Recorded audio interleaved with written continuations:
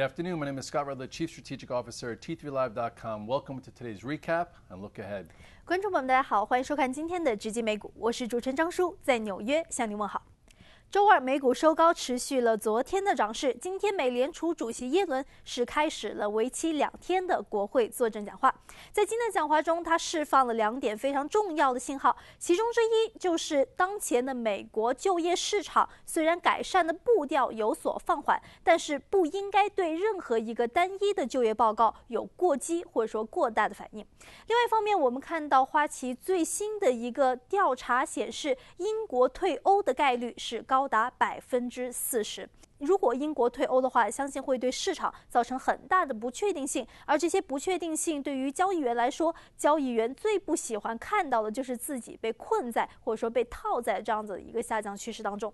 好的，今天我们看到科技板块虽然引领了市场，但是喜忧参半，一些股票表现得很好，比如说像微软、亚马逊和苹果，但是依然有一些股票是在拖累着走势的，比如说像奈飞。更多的消息，让我们来看一下今天交易员的独家分析。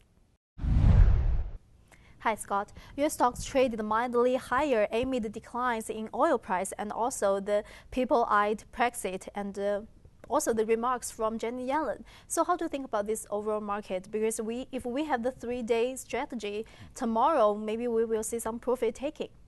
Yeah, I think we're in a holding pattern.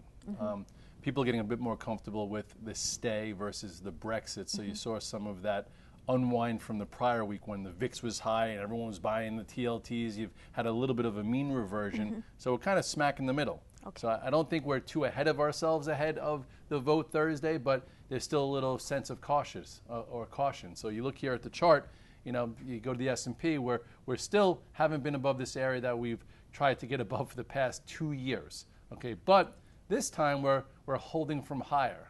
So what the bulls want to see is the bulls want to still, you want to see us stay above this 2050.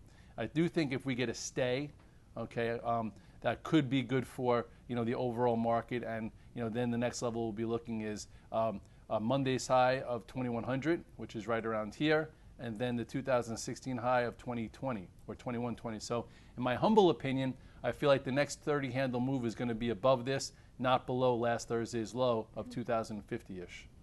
Well, on the other hand, tech sector is one of the leaders in S&P 500, and we see the Microsoft traded more than 2% higher, but we definitely see some divergences in this sector, like Netflix versus Amazon and Apple. So how do you think about these high-tech names? I think traders are kind of individually, approaching each one. In order for the S&P to break above 2100, we need the tech sector to get a bit stronger. If you look here at the Qs, okay, not a bad trade today. Okay, got a little inside action. Remember last time it got really tight right here, and then reclaimed the moving averages and got you a decent move. Well, it's getting tight once again.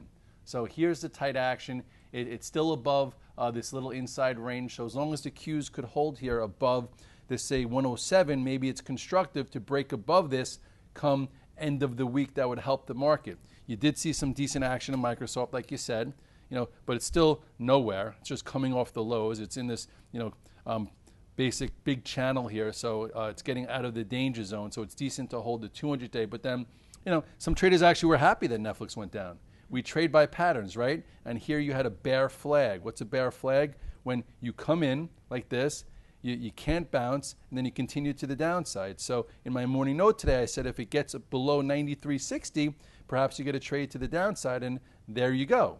So, decent action here, but then this kind of gets you a little uneasy on what Amazon could do, because Amazon is still hanging out, it's still above the moving averages, so it's still constructive. But I guess you got to start treating each name separately, because you have Amazon in the strong camp, you have Netflix in the weaker camp, and then you even have Google that needs to hold 700, otherwise Google will be in trouble as well.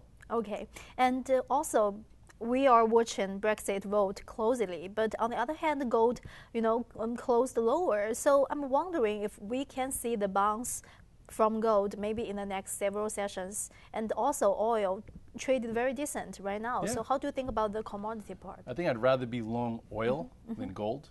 Okay. And gold had its breakout failure, so I think traders were welcoming a down move here. They were probably a little frustrated that it didn't happen sooner.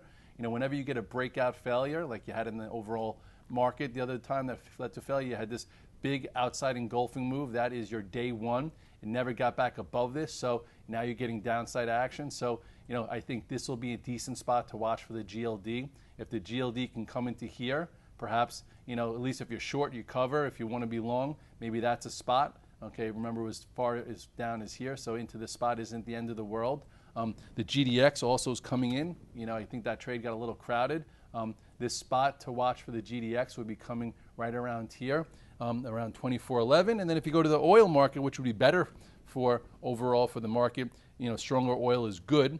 Okay, at this point, you had to move off the lows, and if the USOs could stay above this 1160, the next up move could help the overall market, and you did see a little bit of strength in the XLE that turned up today, back above the moving averages. So we do have divergences across the board among sectors, between sectors, so you really have to just be focused on what you're trading and not what other things are doing, and because the volume has been sparse.